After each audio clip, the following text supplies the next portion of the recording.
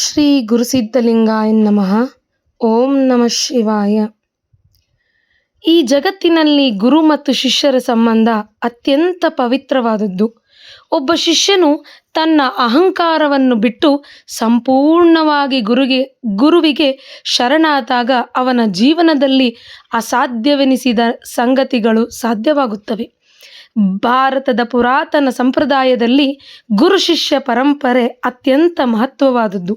ಗುರುವು ಶಿಷ್ಯನ ಅಜ್ಞಾನವನ್ನು ದೂರ ಮಾಡಿ ಸತ್ಯದ ಮಾರ್ಗವನ್ನು ತೋರಿಸುವ ದಿವ್ಯ ದೀಪದಂತಾಗಿದೆ.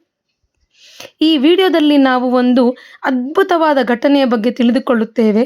ಒಬ್ಬ ಪರಮ ಶಿಷ್ಯನು ತನ್ನ ಗುರುವಿಗೆ ಸಂಪೂರ್ಣ ಶರಣಾದಾಗ ಅವನ ಜೀವನದಲ್ಲಿ ನಡೆದ ದಿವ್ಯ ಅನುಗ್ರಹ ಮತ್ತು ಅವನ ಮಗಳಿಗೆ ದೊರೆತ ಆಶೀರ್ವಾದದ ಕಥೆಯನ್ನು ಕೇಳೋಣ ಹಾಗೂ ಗುರುಗಳ ಸ್ಮರಣೆಯನ್ನು ಮಾಡುತ್ತಾ ಸಂಪೂರ್ಣ ಆಶೀರ್ವಾದವನ್ನು ಪಡೆಯೋಣ.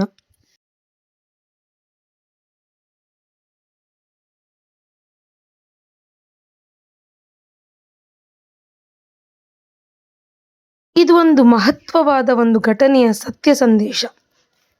ಒಬ್ಬ ಶಿಷ್ಯನು ತನ್ನ ಜೀವನದಲ್ಲಿ ಹಲವು ಕಷ್ಟಗಳನ್ನು ಅನುಭವಿಸುತ್ತಿದ್ದ. ಆದರೆ ಅವನಿಗೆ ಒಂದು ಮಹಾನ್ ಗುರು ಸಿಕ್ಕರು. ಆ ಶಿಷ್ಯನು ಗುರುವನ್ನು ಕೇವಲ ಶಿಕ್ಷಕರಾಗಿ ನೋಡಲಿಲ್ಲ, ಅವರನ್ನು ದೇವರ ರೂಪದಲ್ಲಿ ಕಂಡನು. ಅವನು ತನ್ನ ಮನಸ್ಸು, ಜೀವನ, ಭಾವನೆಗಳನ್ನೆಲ್ಲ ಗುರುವಿನ ಪಾದಗಳಿಗೆ ಸಮರ್ಪಿಸಿಕೊಂಡಿದ್ದನು.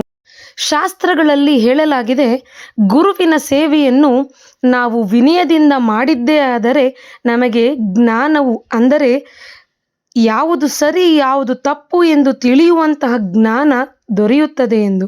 ಅವನ ಈ ಶರಣಾಗತಿಯ ಫಲವಾಗಿ ಗುರುವಿನ ಅನುಗ್ರಹ ಅವನ ಮೇಲೆ ಹರಿಯತೊಡಗಿತು. ಒಂದು ದಿನ ಆ ಶಿಷ್ಯನ ಕುಟುಂಬದಲ್ಲಿ ದೊಡ್ಡ ಸಮಸ್ಯೆಯೊಂದು ಉಂಟಾಯಿತು. ಅವನ ಮಗಳಿಗೆ ಭವಿಷ್ಯದ ಬಗ್ಗೆ ಭಯ ಇತ್ತು. ಆ ಸಮಯದಲ್ಲಿ ಗುರುಗಳು ಆಶೀರ್ವಾದವನ್ನು ನೀಡಿದರು.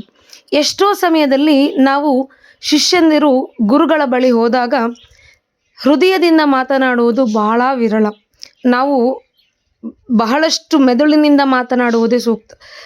ಬಹಳಷ್ಟು ಜನ ಮಾಡ್ತಾರೆ.